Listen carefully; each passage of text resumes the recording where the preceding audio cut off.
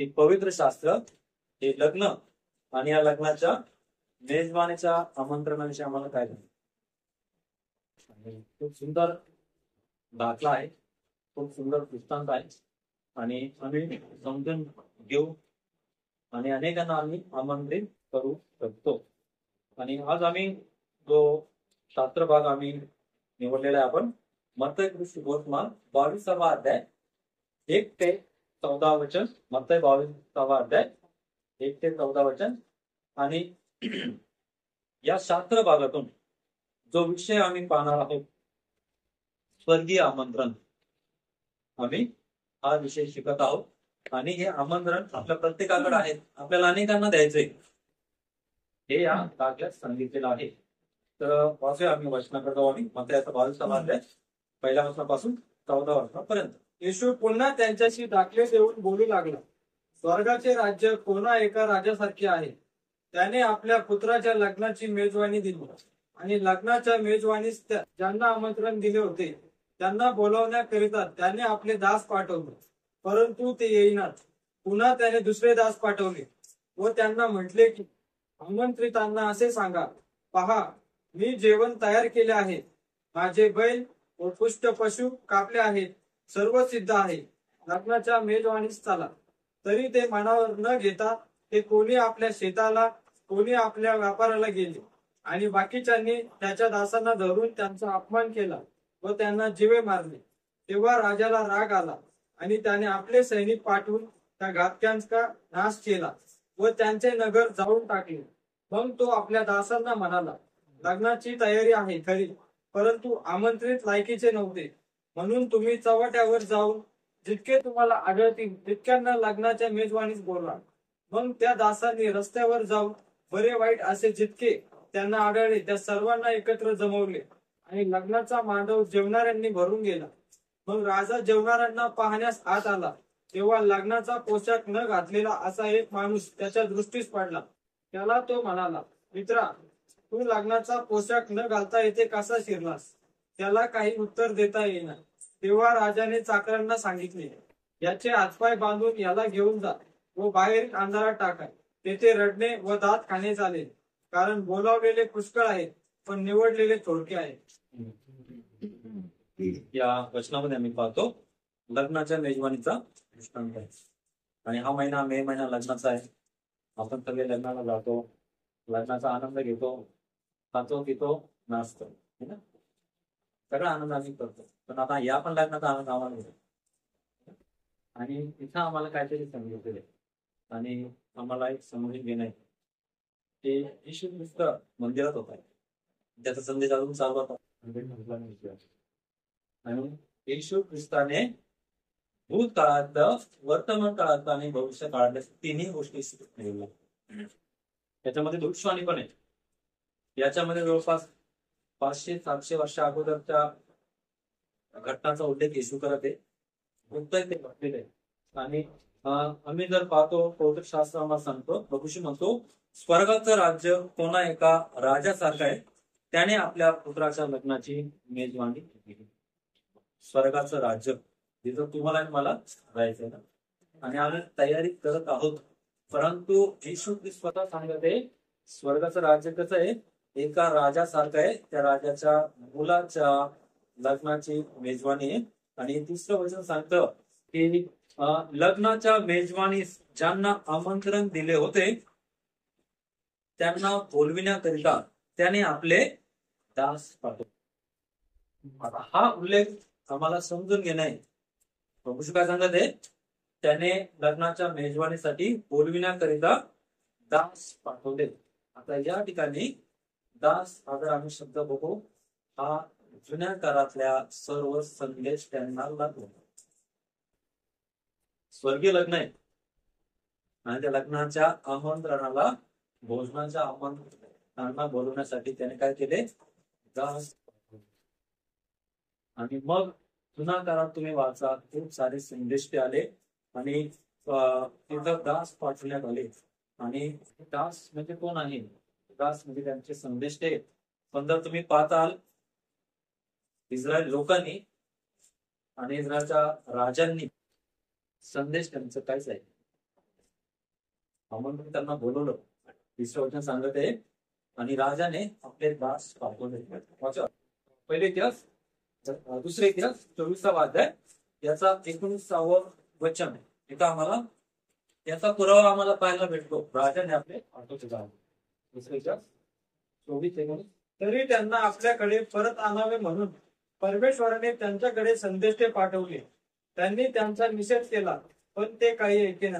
इथं आम्ही पाहतो की परमेश्वराने आम्हाला वचन सांगतं की त्याने त्याचे संदेष्टे पाठवले, यासाठी की त्यांना बोलविण्यासाठी, त्यांना आमंत्रण देण्यासाठी. आणि वचन आम्हाला सांगतं की त्यांनी परत आणावी म्हणून परमेश्वराने त्यांच्याकडे, इस्रायल लोकांकडे संदेष्टे पाठवले. दुसरे इतिहास 24:19 मध्ये आम्ही पाहतोय वचन, परमेश्वराने त्याचे संदेष्टे पाठवले, पण त्यांनी त्यांचा निषेध केला, पण ते काही ऐकेना. कोण? राजे लोक. राजांनी देवाच्या संदेश त्यांचा निषेध केला. तिसऱ्या वचनात तर आम्ही फक्त एक भाग पाहते की लग्नाच्या मेजवानीला आमंत्रण दिलं होतं आणि त्यांना बोलविण्यासाठी त्याने आपले दास पाठवले. परमेश्वराने आपले दास, निवडलेले सेवक पाठवले. स्वर्गाचं राज्य कसं आहे हे सांगण्यासाठी आणि स्वर्गाच्या राज्याचा आनंद घेण्यासाठी त्याने आपले संदेष्टे पाठवलेत. परंतु वचन सांगत आहे, राजे लोक त्याचा ऐकत नव्हते आणि राजा लोकांनी त्यांचा निषेध केला. इब्री लोकांचं पत्र जर तुम्ही पहिला अध्याय पहिलं वचन पाहता, तिथं तुम्हाला पाहायला भेटत, प्राचीन काळी परमेश्वर अंशांशाने, प्रकाराने त्याच्या संदेशांद्वारे, म्हणजे काय केलं, देवाने त्याचे पाठवले. वचन काय म्हणतो? देव प्राचीन काळी अंशांनी व प्रकारांनी संदेश त्यांच्याद्वारे आपल्या पूर्वजांशी बोललो. मी पाहतो परमेश्वर अंशाने, प्रकाराने त्याच्या संदेशांच्याद्वारे बोलला. प्रत्येकाला आमंत्रण देण्यात आलं. जर तुम्ही राजेंचे पुस्तक वाचताल, पहिले राजे, दुसरे राजे, जेव्हा जेव्हा एखादा राजा खूप गंभीर पापाकडे जायचा, तेव्हा परमेश्वर त्याचा संदेश त्याच्या भेटीला पाठवतो. हे काय आम्ही पाहत आहोत? स्वर्गीय विवाहाचं, लग्नाचं आमंत्रण आहे. आणि इथं प्रत्येकाने यावं, सगळ्यांना आमंत्रण दिलं होतं, विशेष करून देवाचे निवडलेले लोक, इस्रायल लोक. परंतु चौथं वचन, तिसरं वचन आम्ही पाहतो की त्यांना आमंत्रण दिलं होतं, त्यांना बोलविण्याकरिता त्याने आपले दास पाठविले, परंतु ते येईनात. ज्यांना आमंत्रण करण्यात आलं होतं ते येण्यासाठी तयार नव्हते. आम्ही इतिहासाच्या पुस्तकात वाचलं, परमेश्वराने संदेश पाठवले, पण त्यांनी संदेश त्यांचा धिक्कार केला, ऐकलं नाही. इब्री लोकांच्या पत्रात पण तेच उल्लेख आलेले. देव प्राचीन काळी अंशाने, प्रकाराने त्याच्या संदेश त्यांच्या द्वारे बोलला, पण आता या काळामध्ये युगाच्या शेवटी तो आपल्या पुत्राच्या द्वारे बोलत आहे. आणि प्रभूला यावं लागलं स्वर्गीय आमंत्रण सांगण्यासाठी, देण्यासाठी. जेव्हा आम्ही इर्मयाचं पुस्तक याचा 25वा अध्याय आणि याचं 4थं वचन जेव्हा आम्ही वाचतो, तेव्हा आपल्याला या वचनामध्ये सुद्धा आम्हाला हेच पाहायला भेटतं की परमेश्वर आपले सर्व सेवक जे संदेश ते त्यांना तुमच्याकडे पाठवित आला, मोठ्या निकडीने पाठवित आला, तरी तुम्ही ऐकले नाही, आपला कान लागलेला नाही. इर्मया बोलला इकडे लोकांना. इर्मया म्हणतो की परमेश्वराने त्याचे संदेश तुमच्याकडे पाठवले, त्याचे सेवक तुमच्याकडे पाठवले, आणि त्यांनी, परमेश्वराने मोठ्या निकडीने, काळजीने त्यांना तुमच्याकडे पाठवले, पण तरीही तुम्ही ऐकलं नाही. बघा, आम्ही पाहतो की जगिक लग्न नाहीये, की जगिक समारंभ नाहीये. आम्ही पाहतो स्वर्गीय आमंत्रण आहे आणि खूप अगोदरपासून तयारी करायची. काही अजून बाकी, तयारी कोणती बाकी माहिती का? आमंत्रण देण्याची तयारी आहोत आणि आम्ही तयारी करत आहोत, परंतु अनेकांना अजून आमंत्रण भेटलेलं नाहीये. त्यांना आम्ही आमंत्रण द्यावं या गोष्टीसाठी. आणि इर्मया इस्रायल लोकांना बोलतो, तो राजांना बोलतो की परमेश्वराने आपले सर्व सेवक आणि संदेश तुमच्याकडे पाठवले, पण इर्मिया येणाऱ्या लोकांना म्हणतो तुम्ही देवाचं न्याय घ्या, तुम्ही त्यांचं ऐकलं नाही. नेहम्या याचा 9वा अध्याय आणि याचं 26 वचन जेव्हा आम्ही पाहतो तेव्हा नेहम्या इस्रायल लोकांना बंदीवासातून आल्यावर काय बोलतो? नेहम्या 9:26. पण त्यांनी आज्ञाभंग करून तुझ्या विरुद्ध बंड केले, तुझे नियमशास्त्र त्यांनी पाठीमागे फेकून गेले, तुझ्याकडे त्यांनी पुन्हा वळावे असे ज्या तुझ्या संदेशांनी निक्षून सांगितले त्यांना त्यांनी जीवे मारले आणि तुला संतप्त केले. जर आम्ही पाहतो संदेश त्यांना आता तर आम्ही पाहणार आहोत. आणि प्रभू येशू 4थ्या वचनात भविष्यवाणी करतो आणि प्रभू येशू 4थ्या वचनात ते बोलतो आणि नेहम्या म्हणतो की त्यांनी तुझा आज्ञाभंग करून तुझ्या विरुद्ध बंड केले. देवाचे लोक आजही देवाविरुद्ध बंड करतात, तेव्हा पण करत होते. देवाचं ऐकत नव्हते, संदेश त्यांचा ऐकत नव्हते, संदेश स्वीकारत नव्हते, संदेशाचा धिक्कार करत होते. आजही देवाचे म्हणण्यात असलेले लोक देवाचा संदेश नाही स्वीकारत, देवाचा नाही स्वीकारत आणि ते धिक्कार करत होते देवाच्या आमंत्रणाचा. आणि वचन इथं आम्ही पाहतो तेव्हा तो नेहम्या त्यांना म्हणतो की तुझे धर्मशास्त्र त्यांनी पाठी मागे फेकून दिले. ही खरी घटना आहे. आणि जर तुम्ही पाहता योशिया हा जेव्हा राजा बनला, त्याचे आजोबा हिजकिया आजोबा आणि त्याचे आजोबा अमोन यांनी जेव्हा देवाकडे वळाले, पुन्हा मागे फिरले, वळाले आणि देवाच्या मंदिराची दुर्गाव आली होती. योशियाने जेव्हा मंदिर आणि देश स्वच्छतेच्या मोहिमेसाठी जेव्हा याजकांना सांगितलं, मंदिर स्वच्छ करताना त्यांना मोशेने लिहिलेल्या नियमशास्त्राची प्रत चालतो. त्याच्यानंतर नेहम्याचं लिखाण आहे, तो म्हणतो त्यांनी तुझं धर्मशास्त्र पाठीमागं घेतलं. आज देवाचं वचन प्रत्येकाने फेकून दिलेलं म्हणजे खरोखर फेकलेलं नाहीये, ते हाताळायचं, त्याचा आदर करायचा, त्याच्यातल्या लिहिलेल्या प्रेमपूर्वक गोष्टी, त्याच्यात लिहिलेलं आमंत्रण स्वीकारण्याची इच्छा आता नाहीये बहुतेकांकडं. खूप कमी लोक आहेत जे देवाच्या प्रेमाचा, देवाच्या निमंत्रणाचा आदर करतात आणि त्या रीतीने स्वतःला तयार करतात. आणि नेहम्या म्हटला की त्यांनी तुझं नियम धर्मशास्त्र फेकून दिले, तुझकडे त्यांनी पुन्हा वळावे असा ज्या तुझ्या संदेश त्यांनी त्यांना सांगितलं होतं, तुझ्या संदेश त्यांनी ऐकलं नाही. आणि प्रभू श्री ख्रिस्त मंदिरात बसून हा संदेश सांगत आहे. मत्तई 22 मध्ये कोणाला सांगत माहिती का? पुन्हा त्याच लोकांना 1000 वर्ष झाले, परंतु लोकांच्या वाढणी परमेश्वराप्रती तीच होती. आज 2000 वर्षानंतर काळ गेला, आजही आम्ही काय पाहतो? तीच अवस्था आहे. मानसिकता तशीच आहे. देवासमोर तशीच मानसिकता असलेली आम्हाला परिस्थिती आम्हाला पाहाव्यास भेटते. आणि शिष्यांना पाठवलं, सेवकांना पाठवलं, दासांना पाठवलं, परंतु वचन सांगते ते येईनात. आणि अनेकांना पाठविण्यात आलं, परंतु ते कोणी मनावर येईनात. यशायाचा 55 अध्याय आणि याचं 3रं वचन आम्ही वाचतो तेव्हा आम्हाला पाहावयास भेटतं. यशाया 55:3. कान द्या, माझ्याकडे या, ऐका, म्हणजे तुमचा जीव वाचेल आणि मी तुमच्या बरोबर सर्व काळचा करार करेन, म्हणजे दाविदाला देऊ केलेले अढळ प्रसाद तुम्हाला देईन.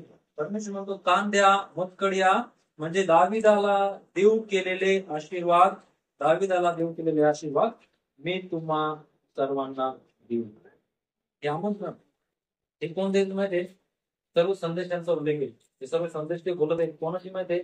देवाच्या लोकांशी, जे देवाच्या आमंत्रणाचा धिक्कार करत आहेत, देवाच्या प्रेमाचा, देवाच्या निमंत्रणाचा ते धिक्कार करत आहेत. आणि जेव्हा आम्ही दुसरे इतिहास 36, 15 आणि 16 या वर्षामध्ये जेव्हा आम्ही पाहतो तेव्हा वचन आम्हाला सांगतं त्यांच्या पूर्वजांचा देव परमेश्वर मोठ्या निकडीने आपल्या दूतांच्या हस्ते त्या आदेश पाठवी, कारण त्याची आपल्या प्रजेवर व आपल्या निवासस्थानावर करुणा होती. परमेश्वर मोठ्या काळजीने त्याच्या सेवकांना संदेश त्यांना त्यांच्या लोकांपर्यंत पाठवत होता, आजही पाठवत आहे. पण माहितीच काय सांगते? पण ते देवाच्या दूतांची तेर उडवून त्यांची वचने तुच्छ मानत व त्यांच्या संदेश त्यांची निर्भर्सना करत. व्यवस्था मी पाहतो की देवाचे लोक त्यांनी काय केलं, देवाच्या दूतांची, देवाच्या सेवकांची निंदा केली, मजाक उडवली आणि निर्भर्सना केली. पाहतो हे जेपी लग्न नाहीये आणि आम्ही पाहतो की ही वागणूक लोकांना आमंत्रणच कळालं नाही की परमेश्वर आम्हाला कुठं घेऊन जाऊ इच्छित आहे, परमेश्वर आम्हाला कोणत्या स्थानात घेऊन जाऊ इच्छित आहे. आणि मग त्याचा 22 अध्याय आम्ही आज जे बघत आहोत बहुतेक आम्हाला एक वेगळ्या रीतीने वाटला असेल, परंतु आम्हाला तिसरं वचन काय सांगत आहे की या आमंत्रितांना बोलविण्यासाठी त्याने आपले दास पाठवले, संदेश पाठवले. आजही परमेश्वराकडं त्याचे निवडलेले लोक आहेत हे आमंत्रण देण्यासाठी. आणि मग त्याने वचन आम्ही पाहतो की या आमंत्रितांनी काय केलेलं आहे, संदेश त्यांचा व त्यांच्या संदेशाचा स्वीकार केला, त्याचा संदेश आणि स्वीकारला. मग चौथं वचनाकडे जेव्हा आम्ही येतो तेव्हा वचन आम्हाला सांगतं पुन्हा त्याने दुसरे दास पाठवले व त्यास म्हटले आमंत्रितास सांगा, पहा मी जेवण तयार केलं. आणि मग आम्ही पाहतो की पुन्हा दुसरे दास पाठवले. मग हे कोण? मग हे येतात प्रभू येशूचे शिष्य. पहिले संदेश तिसऱ्या वचनामध्ये आम्ही पाहतो, आता चौथ्या वचनामध्ये आम्ही काय पाहतो, पुन्हा त्याने दुसरे दास पाठविले. आणि हे आहेत प्रभू येशू ख्रिस्ताचे शिष्य. आणि प्रभू येशूने त्यांना अधिकार दिला आणि त्यांना पाठवलं. प्रभू येशूने निवडलेले शिष्य फक्त 12 नाही, आणखी बरेच जण होते आणि त्या सर्वांना पाठविले. प्रेषित आणि पहिल्या मंडळीचे सर्व सेवक लोक यांना पाठविण्यात आले. आणि वचनात आम्ही पाहतो की जेवण तयार केलं आहे, माझे बैल व पुष्ट पशु कापले आहेत, सर्व सिद्ध आहे, लग्नाच्या मेजवानीस चला. आणि प्रेषितांच्या पुस्तकात जेव्हा तुम्ही पाहतात, प्रेषितांनी सगळीकडे सांगत यरूशलेम आणि सगळीकडे सांगत त्याचे तुम्हाला प्रेषितांच्या पुस्तकात याविषयी तुम्हाला खूप पाहायला भेटेल. ही सेवा खूप व्यस्त झाली, सेवा खूप वाढली. आणि का? आमंत्रण, स्वर्गीय लग्नाचं, विवाहाचं आमंत्रण आम्हाला पाहायला भेटत आहे. आणि ते गेले आणि हे दुसरे दास प्रभूचे शिष्य आणि या शिष्यांनी यरूशलेम आणि इतरत्र सर्व ठिकाणी हे आमंत्रण दिलं. सगळ्यात महत्वाचं हे पहिलं आमंत्रण खास इस्रायल लोकांसाठी. जर तुम्ही प्रेषितांचे मोठे पुस्तक वाचाल ना, तुम्हाला हे पाहायला भेटेल. पहिलं आमंत्रण इस्रायलसाठी, यरूशलेमच्या लोकांसाठी होतं. आम्ही जुन्या करारात पण आम्ही पाहिलं आणि नव्या करारामध्ये पण आम्ही पाहतो. प्रेषितांची कृत्ये याचा 5वा अध्याय 27 आणि 28 वचन. मग नंतर आम्ही 40 वाचू. प्रेषित 5.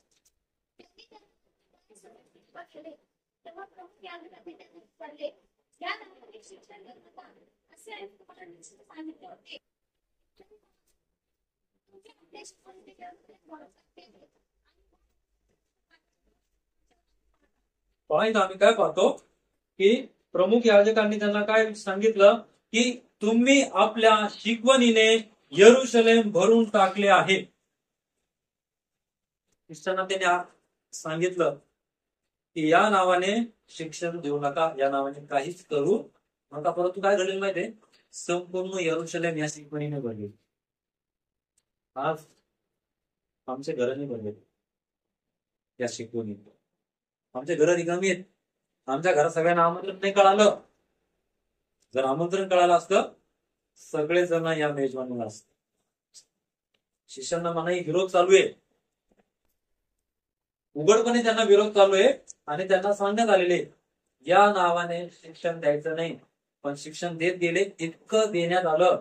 या 5व्या अध्यायात सांगत आहे की तुम्ही सर्व यरूशलेम भरून टाकलं. आम्हाला आमचं यरूशलेम भरून टाकलं. आपल्या घरात लग्न आहे तर आम्ही खूप आठवतो कोण कोणाला पत्रिका दिली द्यायची बाकी आहे आणि आम्ही खूप प्रयत्न करतो, आठवतो कोणी राहिलं तर काय.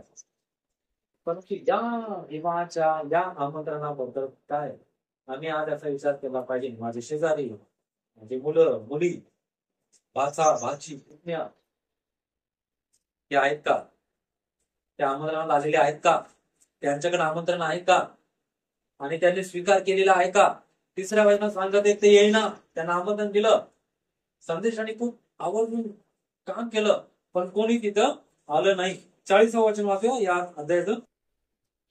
तेव्हा त्यांनी त्याचे सांगणे मान्य केले. त्यांनी प्रेषितांना बोलावून त्यांना मारहाण केली आणि येशूच्या नावाने बोलू नका अशी ताकीद देऊन त्यांना सोडून दिली. आणि आम्ही पाहतो की येशूच्या नावाने बोलू नका अशी त्यांना ताकीद दिली, पण काही ऐकलं नाही. आणि वचन आम्हाला सांगत आहे संपूर्ण यरूशलेम भरून गेलं त्या शिकवणीने. आज जेव्हा आम्ही आमच्या नातेवाईकांना भेटतो, आपल्याला त्यांचं जीवन पूर्ण दिसतं. त्यांच्याकडे ख्रिस्त नाही, फक्त आमच्याकडे. आम्ही सामर्थ्यात आहोत, ते शून्य आहेत, ते रिकामी आहेत, ते अंधारात आहेत, ते पापात आहेत, ते मूर्ती पूजेमध्ये. आमच्याकडे आमंत्रण आहे, आम्ही स्वर्गात जायची आम्हाला खात्री आहे, परंतु त्यांच्याकडे आमंत्रण आम्ही देतच नाहीये. आम्हाला द्यायला सांगितलेले, आम्हाला त्यांना ते आमंत्रण द्यायला सांगितलेले. आणि प्रेषित मध्ये आम्ही पाहतो तिथं विरोध असताना ते आमंत्रण देऊ लागले. आम्हाला विरोध नाहीये.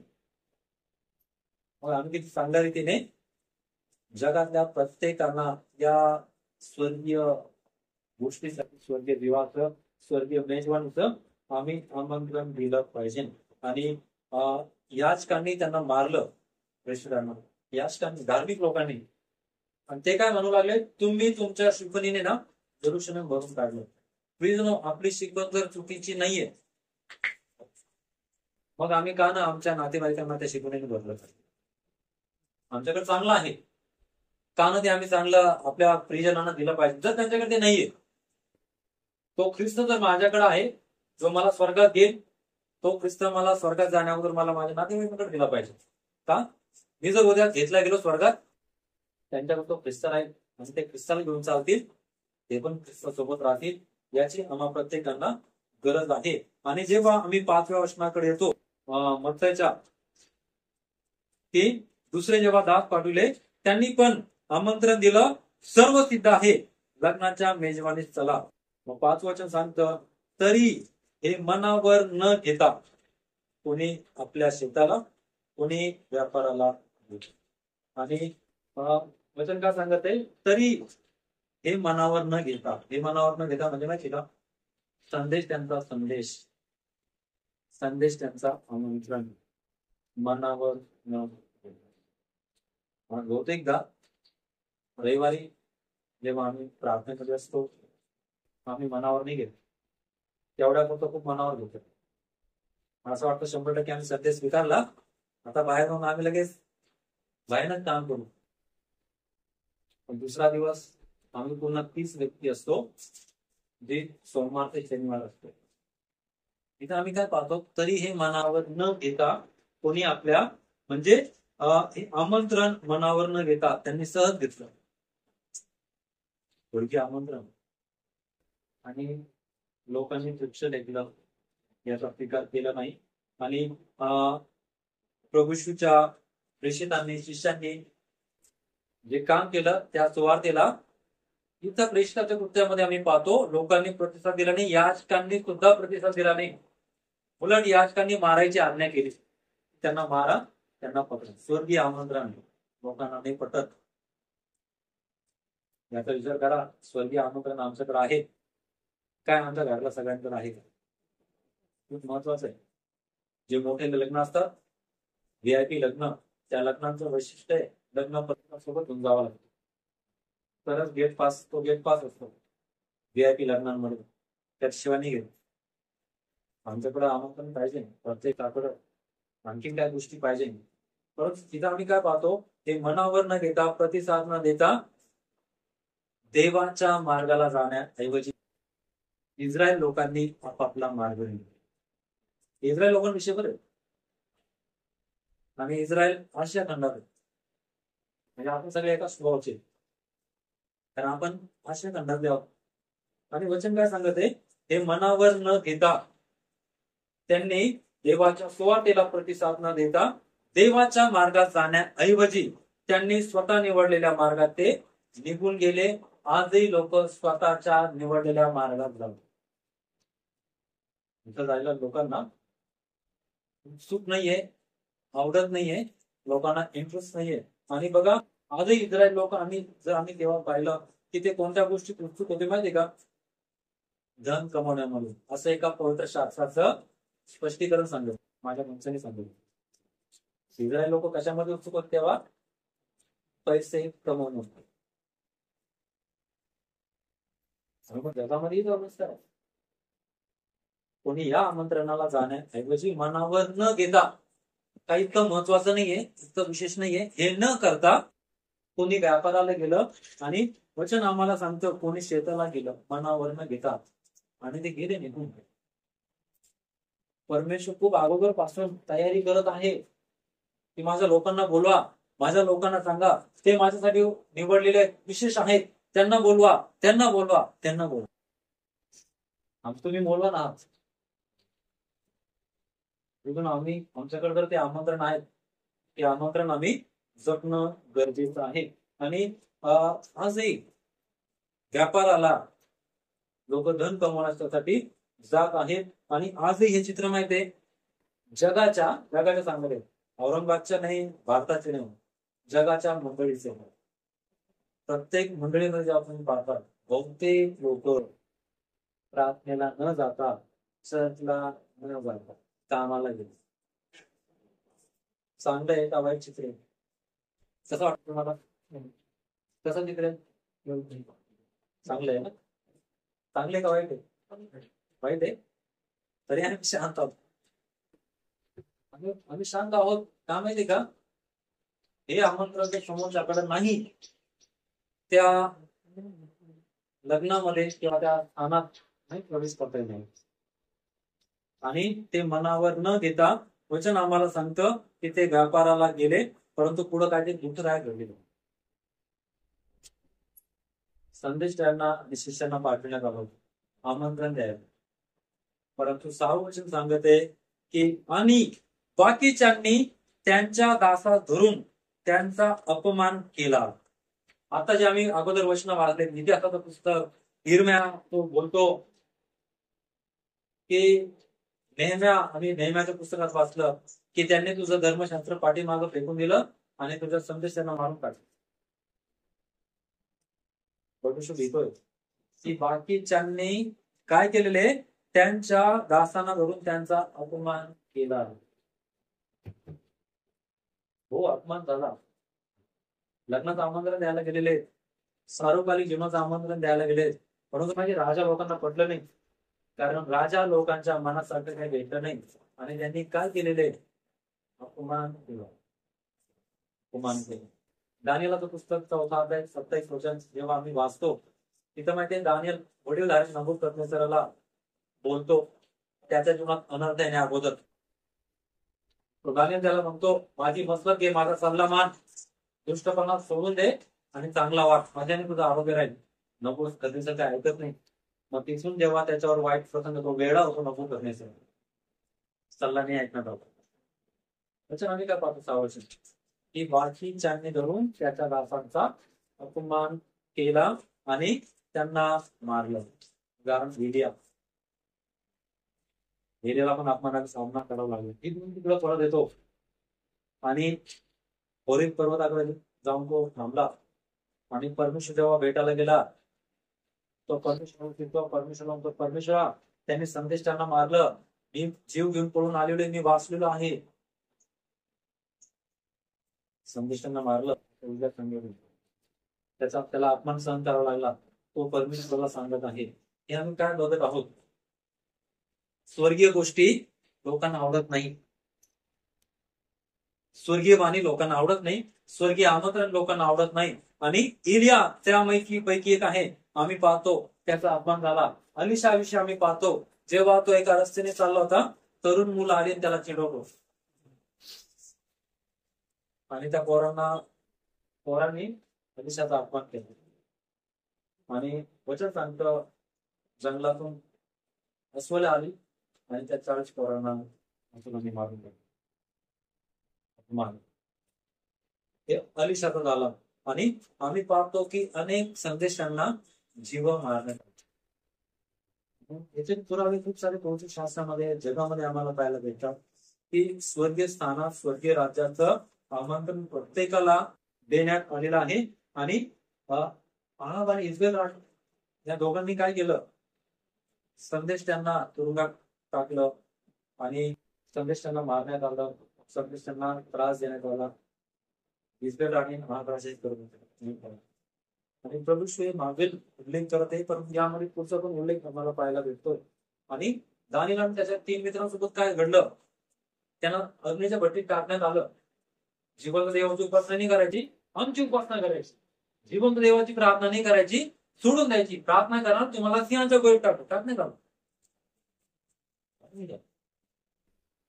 प्रभूचा जुना उल्लेख सांगत आहे की स्वर्गीय आमंत्रण आमच्याकडे आहे, आम्ही पण अनेकांना द्यावं, आमच्या नातेवाईकांना द्यावं.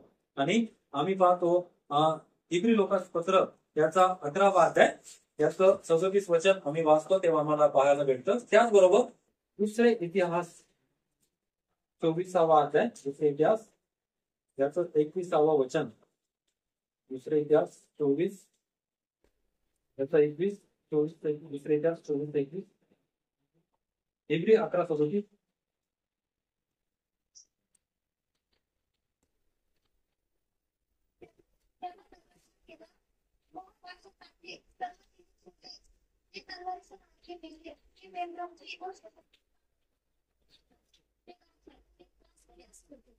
बघा आम्ही काय पाहतो की त्यांना काय करण्यात आलेले? परमेश्वराचा संदेश त्यांना, सेवकांना इब्री लोकांचा लेखक या ठिकाणी सांगतो की ते करवतीने त्यांना चिरण्यात आलं. करवतीने लागू चिरतात, पण आम्ही काय पाहतो? संदेश ते त्याचे बोलावलेले शिष्य, त्याचे निवडलेल्यांना काय केलेले? लोकांनी करवतीने चिरलेले लाकडाप्रमाणे. आणि यशासोबत असं घडलं. यशाला जेव्हा मारण्यात आलं, त्याला झाडात टाकण्यात आलं आणि त्याला करवतीने कापण्यात आलं झाडांमध्ये. पुढं आम्हाला पाहायला भेटतं तलवारीने, तलवारीच्या धारेने ते मारले गेले. आणि तलवारीच्या धारेने त्यांना मारण्यात आलं. का? एकच ना स्वर्गीय लग्नाचं आमंत्रण. आणि राजांना इस्रायल लोकांना ते पटलं. आज बहुतेक ख्रिस्ती लोकांना पटत नाही, ते पण होतात. दुसरे इतिहास 24वा अध्याय 21 वचन. मग त्यांनी त्याच्यावर कट करून राजाने परमेश्वराच्या मंदिराच्या अंगणात त्याला भजन वाटते. आम्ही काय पाहतो की दगडमार तिथं करण्यात आली. आणि जर 19 वचन आम्ही पाहतो ना, तिथं ते आम्ही अगोदर वाचलेले, तरी त्यास आपणाकडे परत आणावे म्हणून परमेश्वराने त्याच्याकडे संदेश ते पाठवले, पण त्यांचा निषेध केला, ते काही ऐकेना. आणि ते एका याचकाच्या मुलाला मारला. आणि हे का कशासाठी माहितीये? इस्रायल राजे पापात चालत आहेत, त्यांना पापातून काढायचं आणि स्वर्गीय जीवनाचं आमंत्रण द्यायसाठी संदेश ते याचक आले, त्यांच्यासोबतही घडलं. आमच्या घरात जर पाप राज्य करत आहेत, आमच्या घरात जर स्वर्गीय राज्यासाठी त्याच्या वचनासाठी जर दुय्यम स्थान आहे, हे आमंत्रण कोण स्वीकारत? आपल्याला पण धिक्कार देईल. संदेशाचा धिक्कार झाला, शिष्याचा, येशू ख्रिस्ताचा सुद्धा धिक्कार झाला. आणि आम्ही आमच्या आत्मिक डोळे उघडे असायला पाहिजे आणि आमचं लक्ष असायला पाहिजे. तुम्ही स्टेफनाविषयी बघा, पेशव्यांच्या कृत्यामध्ये 7व्या काय केलं स्टेफनाने? संदेश दिला, जीवनाचा संदेश सांगत होता, प्रभू ख्रिस्ताविषयी सांगत होता. लोकांना चीड आली, लोकांना इतका राग आला की लोकांनी काय केलं? मरूपर्यंत त्याला मार. स्टेफनाने काय शिव्या दिल्या नाही, तेव्हा स्टेफनाने काय विचित्र बोलला नाही. पण लोकांना नाही आवडत, सत्य नाही आवडत, वचन नाही आवडत. आणि काय त्यांच्याजवळ आमंत्रण आहे का?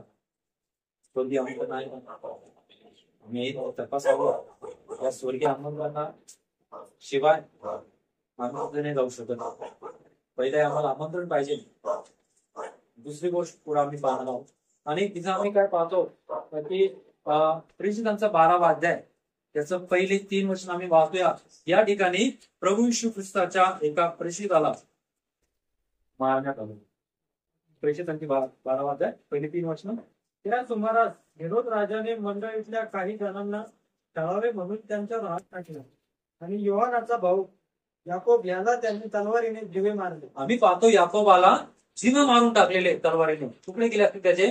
पुढे वाचवा मला काय सांगतो वचन. ते यहुदी लोकांना आवडले असे पाहून तो पेत्रालाही धरण्यास पुढे सरसावला. यहुदी लोक त्याचे लोक येशू ख्रिस्त यहुदी वंशज होते. आणि आवडत कोणाला माहितीये? यहुदी लोकांना आवडलं. येशू मारला गेला हे पण यहुदी लोकांना आवडलं. आणि इथं आम्ही काय पाहतो, याकोबाला तलवारीने मारलं हे पण लोकांना आवडलं. कोणत्या लोकांना? देवाचे लोक, यहुदी लोक. कोणत्याच लोकांचे आहेत त्यांना आपल्याच लोकांशी प्रेम राहिले नाही, राज्याचा आनंद नाही, त्यांना आवडू लागलं. आणि इथं हे प्रकरण थांबलं नाही. आणि आम्ही पाहतो की विलापगीत याचा 4था अध्याय, जुन्या करारामध्ये 4था अध्याय 13वं वचन जेव्हा आम्ही पाहतो, निर्मयानंतर आहे 4:13.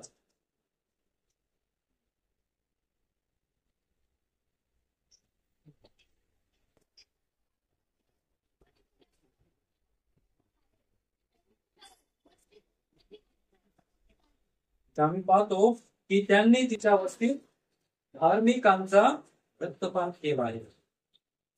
देवाच्या शहरात, याच्या निवडलेल्या शहरात धार्मिकांचा काय झालेला आहे? रक्तपात झालेला आहे. रक्तपात करणारे कोण आहे? आपलेच लोक आहेत. आणि त्यांना वचन लागत नाही, त्यांना हे लागत नाही. आणि आम्ही पाहतो ते कोणाला मारलं? याकोबाला तलवारीने मारलं. हे कोणाला आवडलेले आहे? आपल्याच लोकांना. आणि मग पुन्हा जेव्हा आम्ही मत्तय 22 कडे येतो तेव्हा आम्ही पाहतो, माहितीये प्रेषितांचा जो काळ होता, पहिली मंडळी, हे मंडळीचं सुवर्ण युग होतं. तुम्हाला सांगेल इतक्या वेगाने विरोध होतो. ज्या स्तरावर देवाचं काम चालू होतं ना, त्या स्तरावर विरोध भयानक होत. लोकांना भीती वाटत नव्हती प्रेषितांना मारून टाकायला, त्यांचे तुकडे करायला, त्यांचा छळ करायला. लोकांना काहीच वाईट वाटत नव्हतं. इतका भयानक काळ होता. संजीवन पण इतकं महान होतं.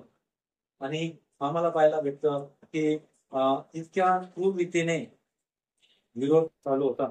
आणि मग जेव्हा आम्ही 7व्या वर्षाकडे येतो तेव्हा राजाला राग आला आणि त्याने आपले सैनिक पाठवून त्या घातक्यांचा नाश केला व त्यांचे नगर जाळून टाकले. राजा परमेश्वर, आणि परमेश्वराला राग आला आणि वचन सांगतं त्याने ते नगर जाळून टाकले. प्रभू श्री ख्रिस्ताने अशी भविष्यवाणी मत्तय 24 मध्ये केली आम्हाला पाहिलं. आणि ही पूर्ण कधी माहिती का?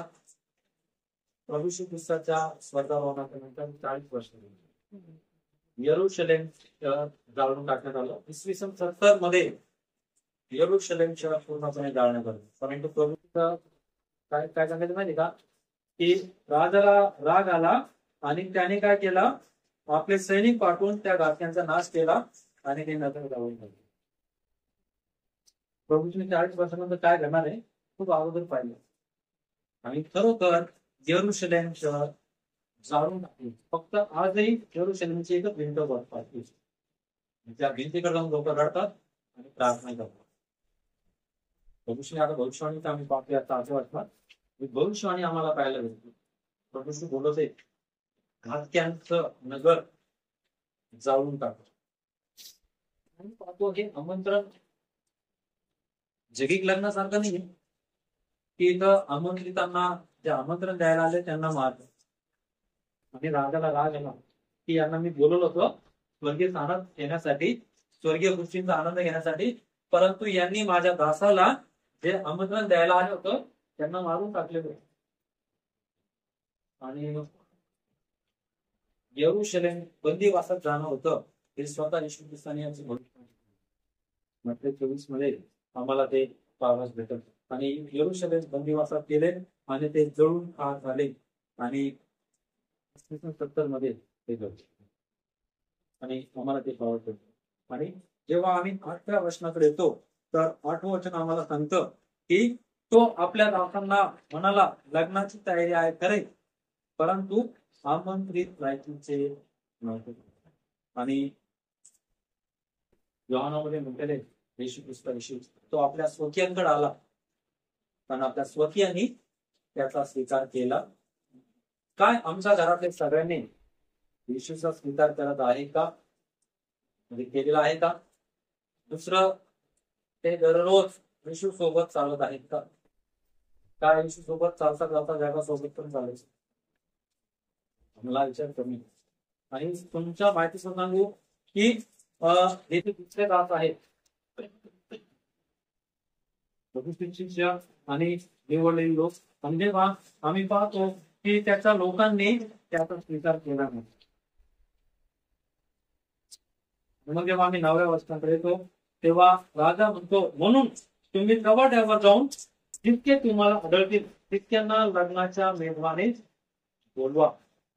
आणि मग तिथं आम्ही पाहतो प्रभू येशू ख्रिस्ताने संपूर्ण जगात बघण्यासाठी तिसऱ्यांदा तुम्हाला मला आपल्याकडे सगळ्या जगात. आणि इंग्रजीमध्ये आम्हाला शब्द पाहायला भेटतो हायवे सांगितलेला आहे. तर इथं काय पाहायला भेटतो मराठीमध्ये? चव्हाट्यावर. आणि इंग्रजीमध्ये हायवे. हायवे आणि चव्हाटा हे वेगळे शब्द आहेत. हे भाषांतरामध्ये काहीतरी गोंधळ पाडतात. आणि इंग्रजीमध्ये हायवेवर जायला सांगितले. त्या काळात हायवे शब्द आहे. विचार करूया, देशात जायला लागलो. आणि सुरुवात कोणी केली माहितीये? पौलाने सुरुवात. सगळ्या जगात संदेश कुठं आले? इस्रायल लोकांकडे. आणि पौलाने सुद्धा सुरुवात केली सगळ्या जगामध्ये. मला पण तंगी आहे, पण सुरुवात कुठून आहे? आपल्या वस्तीपासून, आपल्या नातेवाईकांपासून. मजदूर आहे. पौलाने एक नाही 3 वेळा काम केले. तो देवाचा शत्रू होता, तो देवाचा विरोधक होता. आणि प्रभूचे मत 28-23 सांगितले, संपूर्ण सृष्टीला किंवा त्याची घोषणा करा म्हणजे आमंत्रण द्या. आम्ही अनेकांना सांगू शकतो. आणि आमचं सांगणं जर अधिकाराचं आहे, आमचं सांगण्यात लोकांना आमंत्रण वाटतं, खात्री वाटते माहिती. हेच आमंत्रण देण्यासाठी तुम्हाला वेगळ्या राज्यात देशात परमेश्वर घेऊन जाईल. पण आम्ही पहिले वस्तीमध्ये गावामध्ये आणण्यासाठी देव घेऊन जाईल आम्ही. आपली पात्रता नसताना काय नसतं, म्हणजे आम्ही बोलायला लागलो ना सगळं बोलायला. पौलाने कधी विचार केला नाही, देव मला 3 वेळा जगात फिरवलं हे काम करण्यासाठी. आणि राजा काय सांगतोय की तुम्हाला चव्हाट्यावर जाऊन जितके बरे वाईट तुम्हाला आढळतील तितक्यांना लग्नाच्या मेजवानीत बोलवा. आता इस्रायल लोकांसाठी नाही, आता सगळ्यांसाठी आमंत्रण दिलं झालं. पण माझे शब्द काय आहेत? जितके बरे वाईट आढळतील त्या सगळ्यांनी. आज घरामध्ये बरे पण आहेत आणि वाईट पण लोक आहेत. सगळ्यांना बोलायचे, आम्हाला सगळ्यांना घेऊन जायचे. देव किंवा आम्हाला सगळ्यांना आदर करायचा आहे. आणि शिष्यांनी प्रेषितांनी ते आमंत्रण दिलं. आणि बघा, ही योजना सर्वांसाठी खुली करण्याची आम्हाला संधी मिळाली. कदाचित आम्ही सहज भेटायला गेलेले पाहुण्यांकडे, आम्हाला संधी भेटलेली आहे स्वर्गीय गोष्टीचं आमंत्रण देण्याची. आम्ही काय संधी सोडावी? कदाचित नंतर पुन्हा आमचं जाणं होणारच नाही. 2 महिन्यांनी, 2 वर्षांनी, 4 वर्षांनी जाणं होईल. लोक ती आठवून काढतील. त्यावेळेस जाऊन आम्ही प्रार्थना केली, देवाच्या गोष्टीचं आमंत्रण त्यांना दिलं. लोक त्या आठवणी काढून आमच्या आठवण करतील. आम्हाला ते नाही, मग ते आमंत्रण आम्हाला लोकांना देणं गरजेचं आहे. आणि हे आमंत्रण सर्वांसाठी खुलं आहे. आणि मग जेव्हा आम्ही 10व्या वचनाकडे येतो, मग त्या दासांनी रस्त्यावर जाऊन बरे वाईट असे जितके त्यांना आढळले त्या सर्वांना एकत्र जमविले आणि लग्नाचा मांडव देणाऱ्यांनी भरून दिला. मी पाहतो जागतिक सुवार्ता निघाली प्रेषितांच्या काळामध्ये. जगाची सुवार्ता सुरू झाली.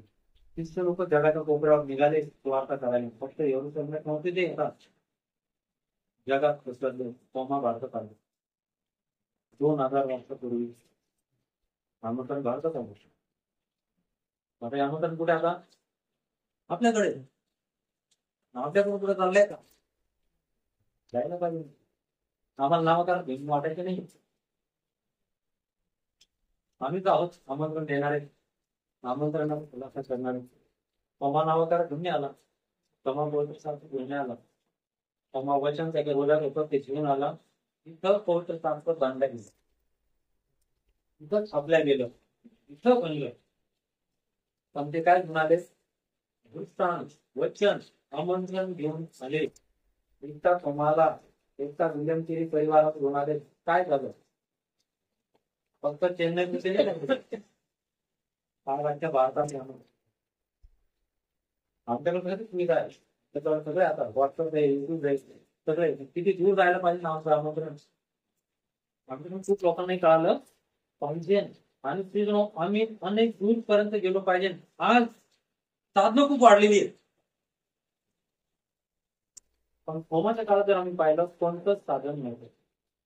मोबाईल नव्हता, मोबाईल मधली माध्यमं नव्हती, टीव्ही नव्हता, गाड्या नव्हत्या. पण तुम्हाला सांगू, देवाच्या वचनाचा प्रसार वेगाने वाढत गेला. आज माध्यम आहेत, प्रसार सुनणे. आमच्याकडं आमंत्रण आहे, आमच्याकडं वचन आहे, आमच्याकडं प्रगटीकरण आहे, पण आम्ही आमच्या घरात मी बाहेर शिष्यांविषयी करेन करा पत्र सांगतो ते अज्ञानी आहे. कोण आहे ते? आम्ही त्यांच्यासारखे आपण जर तुलना करायला गेली तर आपण त्यांच्यासारखे अज्ञानी नाहीये. आपल्याला सगळे आपल्याला मोबाईल हातात येतो, त्यांना काहीच नाही. त्यांना फक्त वचन माहित होतं, बोलायचे ते सगळे. मग याचा विचार करा, आम्ही किती प्रभावी रीतीने हे आमंत्रण आम्ही जगाला सांगतो. पण आम्ही आमचा उपयोग बाहेर यायला पाहिजे, या कुंपणाला आम्ही तोडायला पाहिजे. तोडायला म्हणजे बाहेर काढतो. आज अनेकांकडे आमंत्रण नाहीये, आमंत्रणाची खात्री नाहीये. आणि तारणाची वार्ता माहितीये, चांगल्या आणि वाईट दोन्ही लोकांना सांगण्यात आली. यहुदी लोकांना पण आणि परराष्ट्रीय लोकांना पण वार्ता त्याच काळी सांगण्यात आली. आज ही बातमी आहे. बातमी काम कोणाच आहे? माझे. आम्ही स्वतःला सांगतो, कारण तुमच्या संपर्कामध्ये जेव्हा अशा काही लोकांना असतो की ज्यांना तुम्ही स्वर्गीय राज्याविषयी सांगतो, तुम्ही पंधरा तुम्ही गप्प राहतात, प्रभू म्हणतो धोंडेवरती. धोंडे पण माहिती का? ज्यांना प्रभू माहिती नाही, जे जुन्यात आलेली ती चित्रात आलेली चालत होती ना, त्यांना प्रभू भेटला ना, ते सगळीकडे फक्त प्रभूंशी सांगितलं. प्रभू आमच्यासमोर आणतोय लोकांना, आमच्यासाठी राखून ठेवतो की ते आमच्या समोर यावेत आणि आम्ही त्यांना भेटावं, आम्ही त्यांना बोलावं, आम्ही त्यांना देवाचा संदेश सांगावा की आज सकाळी तुम्ही काय वचन वाचलं. एखादा व्यक्ती असेल तर त्या व्यक्तीला पाहताना बोलताना तुम्हाला आठवतं की मी आज वचन वाचलं, सांगू द्या. देवाचा संदेश तुमच्या जवळ आहे, ते आमंत्रण तुमच्या जवळ आहे आणि तुम्ही ते द्यावं. पण देऊ का नको हे जर आमचा गोंधळ चालत संस्था होईल. आणि वचन सांगतं की जितके त्यांना आढळले बरे आणि वाईट तितक्यांना त्यांनी आमंत्रण दिलं आणि मांडव मंडप दोन्ही लोकांनी भरलं. आम्हाला सगळ्यांना सांगितलं नाही राज्याचं आमंत्रण. तुम्हाला सांगू, आम्ही पुढाकार कधी घेणार. आम्ही दर रविवारी संदेश ऐकतो, पण आम्ही काय करत नाही.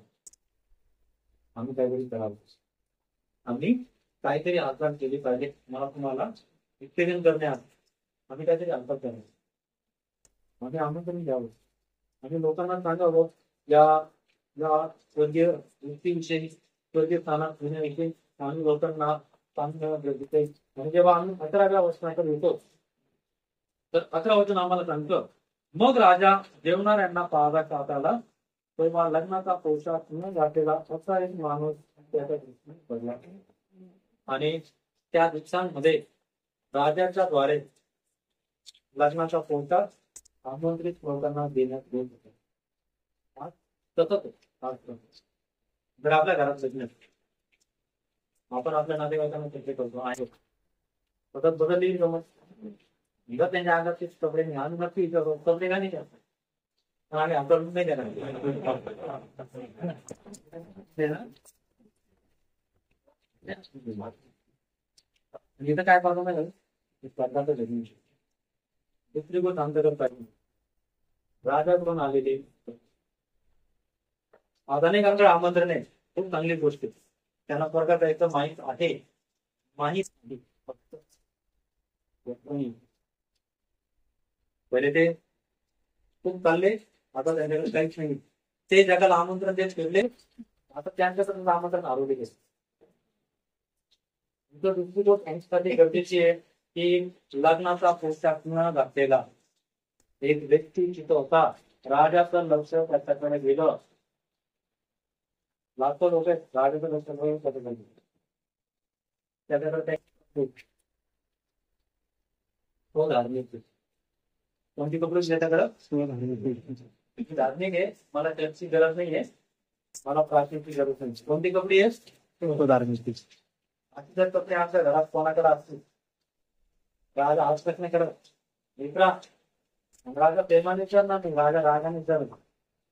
आम्ही पण रागाने विचारलं की मी तुला इतके मारले कपडे घेतले मग काने घेतले. राजा विचारते मित्रा लग्नाचा पोशाख न घालता तो त्याचा मला धार्मिक तेथील कपडे घालून तो आलेला होता.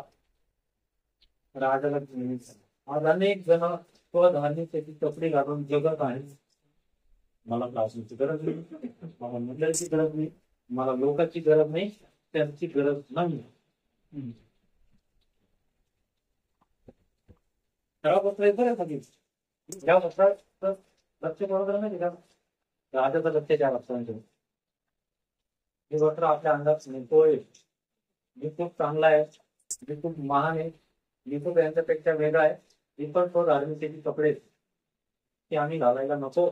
आणि तो धार्मिकतेचे वस्त्र घालून आला आणि त्याच्याकडे राजकीय वस्त्र मिळते. राजकीय वस्त्र पाहिजे. ही वस्त्र तुझं व्यक्ती माहिती आहे.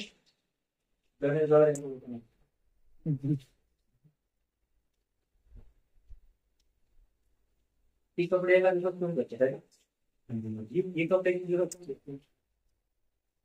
बरी कोणाकडून भेटत नाही. प्रभूंच्या पुस्तकाकडून प्रभूची धार्मिकता तीच आम्ही घातली. तो धार्मिकता मग मीच प्रभू 2003 मध्ये चालणार स्वीकारलं तेव्हापासून मी चालत आहे. म्हणजे घरतोड गेली नाही, मागं गेलो, जगात गेलो, जगासारखं राहिलो, कपडे मळीच झाले. पण आम्ही काय म्हणतोय माझ्या तेव्हा चालत घ्यायला तेव्हापासून प्रभू मध्ये कपडे मळीच झाले, त्याच्यात फाटायला लागले की आता तो धार्मिकची बनली. येशूच्या धार्मिकची होती ती घेतली, ती घातली, पण आता काय झाले माहिती का त्यांच्याकडे मी लक्ष लावलेले नाही. त्यांच्याकडे वस्त्र पाहिजे राजाकडून आलेली आणि ती कपडी आम्हाला पाहिजे. ख्रिस्ताच्या धार्मिकतेची वस्त्र पाहिजे. ते वस्त्र या एका व्यक्तीकडे नव्हतं, आमच्याकडची वस्त्र पाहिजे. येशूच्या धार्मिक त्यांचं बोलणं, त्यांचं वागणं आम्ही ख्रिस्ताला परिधान केलेला कसं पाहिजे. त्यांच्याकडे नाहीये. आमचं वागणं वेगळंच आहे, आमचं बोलणं वेगळंच. आम्ही तो धार्मिक देतो. लग्नाचा पोशाख आमचा आम्हाला वाटतंय, आम्हाला असं वाटतं हा पोशाख चालू जगाचं लग्न चालू, पण स्वर्गीय विचार चालणार. मी तर पाहणारा सगळ्यात प्रमुख व्यक्तीच पाहिजे. तोच विचारू तुम्हाला मला मित्रा लग्नाचा पोशाख न घालता राजकीय नाही घातली. आम्हाला वचन सांगतो की जेव्हा त्याला विचारण्यात आलं तेव्हा त्याला काही उत्तर देता येईना. आणि प्रश्न आमच्याकडं ख्रिस्ताच्या धार्मिकतेची व्यवस्था आहे सगळ्यांकडे पाहिजे. आपल्या घरातल्या सगळ्यांकडं ख्रिस्ताच्या धार्मिकतेच्या त्याच्याकडून प्रत्येक व्यवस्था आमच्याकडे पाहिजे. ती फक्त यांची ख्रिस्ताकडे भेटतील आणि ती आम्हाला ख्रिस्ताकडे जाऊन आम्हाला घेणं गरजेचं आहे. मी वस्त्र घेतले याचा अर्थ नाही त्या वस्त्रामध्ये माझं घर भागल्या जाईल, माझी बिल्डर माझी बायको घातली जाईल, बिलकुल नाही. माझ्या घातली माझ्या लेकरांचं काय त्यांना पण लागेल काय. खरंच आमच्या घरच्या सगळ्यांनी या धार्मिकतेची वस्त्र घेतलेली आहेत का? घेतलीत का?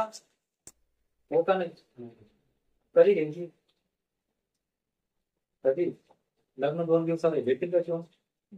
त्यांना विचारा एकदम काय आहे त्याचा स्वर्गीय लग्न सीझन काय आहे म्हणे भेटणार तर प्रभूची म्हणत आला खूप जणांनी गर्दी केली तो आता ती बदलला आता तुला कपडा भेटतो का नाही ते माहिती नाही तर अनेक जण लाईन मध्ये लागली आता खूप भेटणार नाही पण जर झालं तर विचार करा बिना वस्त्राचा स्वतःच्या धार्मिक कपडे घालून आम्ही गेलोय चढणे नाही देणार परमेश्वराला वेळ नव्हता आम्हाला पैसे द्यायला आज अनेक जण स्वधार्मिकतेचे कपडे घालून केले आम्ही स्वतःची धार्मिकता घालून केलं आमचं बोलणं आमचं वागणं आमचं समाजात वावरणं लक्षात ठेवा हे जर ख्रिस्ताप्रमाणे नाही ती वस्त्र घालून शकतो कोणती वस्त्र आमचं बोलणं जुन्याच पद्धतीचं आहे कोणता भरोसा आहे खोट्या घेतला या खोट्या भ्रमातून आम्ही कृपा करून स्वतःला काढावं एक आम्ही समजूया व्यवहार करताना बोलताना लोकांशी काही करताना प्रभूच्या माझ्या जवळ आहे तो माझ्या जवळ बसलेला आहे पूर्णपणे समजा आणि मग व्यवहार करा लोकांशी बोला सगळ्यांशी बोला मग बघा आमचं बोलण्यासाठी फरक आहे आमचं बोलणं पहिल्यापेक्षा वेगळं का माहिती का आम्ही जाणीव ठेवलेली माझ्या बाजूला बसलेला आहे आणि तो समोर घेऊन मी काय करत आहे बोलत त्याला विचारतो की मित्रा कोणते सरकार त्याला उत्तर द्यायचं आणि शेवटच्या 13 वचनामध्ये तेव्हा राजाने चाकरांना सांगितलं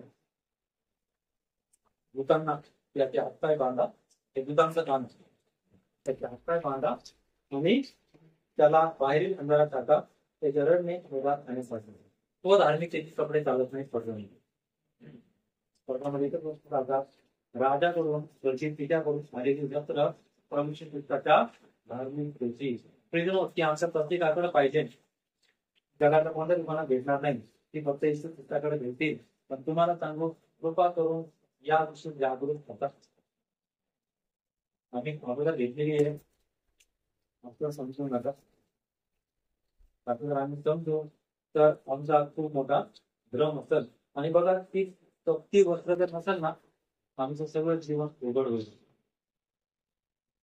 एक्सपोज होईल सगळ्या जगाला उघड होईल आम्ही कोण आहोत आम्ही काय आहोत आणि ती धार्मिकतेची वस्त्र आम्ही पांघरलेली आम्ही घातलेली असलीच पाहिजे आणि ती आमच्याकडं असायला पाहिजे आणि ती जर आमच्याकडे आहे तर आमच्यासाठी खूप चांगलं आहे प्रभू येशू ख्रिस्त प्रगटीकरणाच्या 3ऱ्या अध्यायामध्ये असं म्हणतो 3रा अध्याय 17 आणि 18 वचनामध्ये म्हटलेलं आहे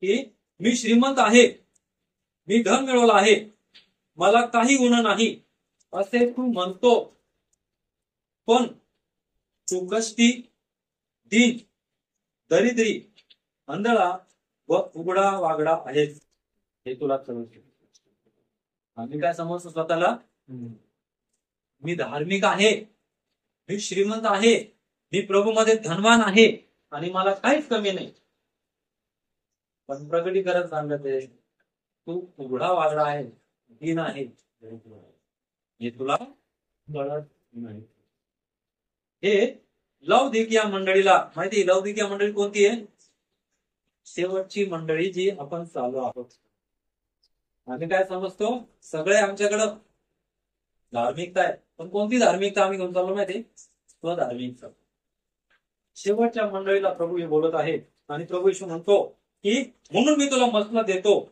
सल्ला देतो श्रीमंत होण्यासाठी तू अग्नीने शुद्ध केलेले सोने माझ्यापासून विकत घे सोन्याला वचन पण म्हणते वचन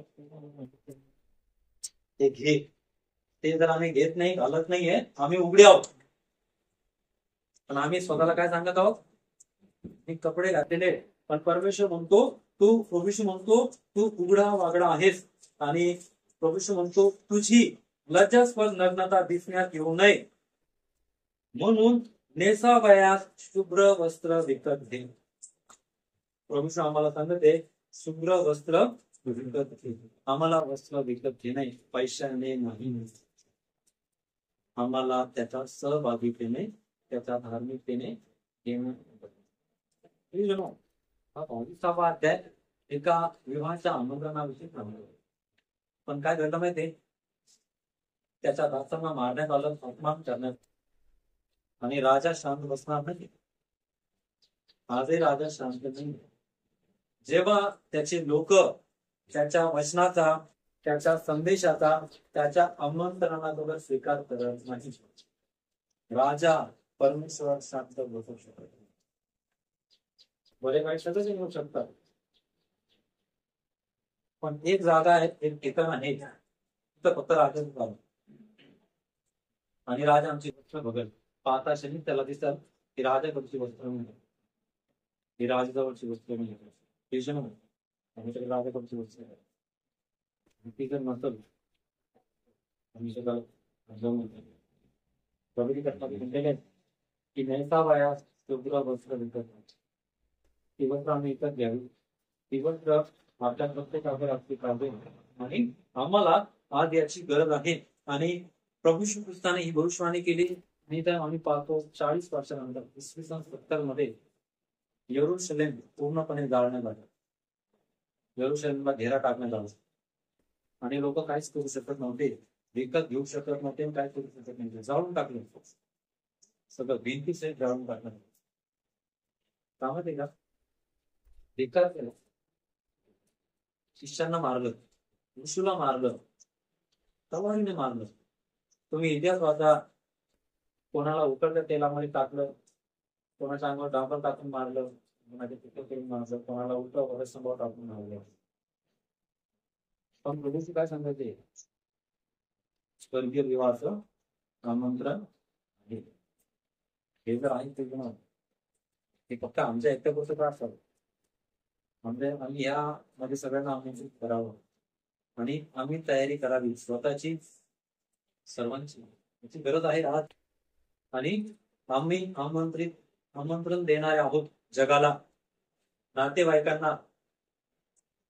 आम्हाला अनेकांना बोलवायचे, तर लोकांकडे आमंत्रण नाहीये आणि त्यांना आम्हाला बोलवायचं. आमंत्रण आणि दुसरं एक पोशाख, दोन गोष्टी पाहिजे आमच्याकडे पाहिजे आणि आमच्या घराच्या बाहेर पडलो पाहिजे. आपल्या प्रियजनांमध्येच त्यांना स्वर्गीय राज्य किती चांगले आहे, स्वर्गीय राज्याच्या आमंत्रणासाठी हजारो वर्षापासून हे चालू आहे, बोलावणं, आमंत्रण करणं. आजही भारतात अनेक जण येतात, भारताला आमंत्रण द्यायला मिशनरी येतात, आम्ही त्यांना उठावू, आम्ही त्यांना आसपास आपल्या नातेवाईकांमध्ये जावं. आम्ही असा विचार केला, जर आम्ही वचनाला सहज घेऊ, मनावर न घेता आपल्या पाच राजा आमचं वाटत नाही आहोत, आम्ही मनावर घेत नाही, सहज घेतोय, आम्ही ऐकतो आणि घरी जाऊन आम्ही काय करतो, ते राजा परमेश्वर तुम्हाला पाहू शकणार. ही संधी आहे, आम्ही काय करावं, हे आमंत्रण घेऊन चालावं, अनेकांनाही आमंत्रण